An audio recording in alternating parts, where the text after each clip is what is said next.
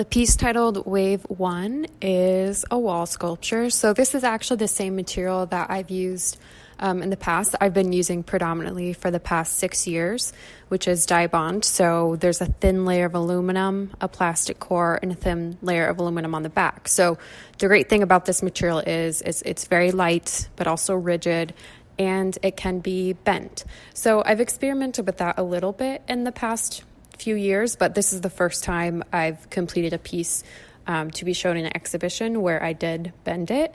So I took a piece where I had made the corners appear as if they'd been folded over. So where I kind of painted in some shadows to make it look like the corners were folded over, and then bent that, which was interesting because it was initially a 2D painting that I had made to look as if it were 3D, but then I actually made it 3D by bending it, even though those bends don't correspond to what they look like they would be on the flat structure. So it was fun to play with and then see how the lines themselves became bent as the structure was bent. So from the front, maybe you can kind of tell there's a little bit of waviness going on, and then it invites you to walk around it and see, okay, how's this happening? What is this?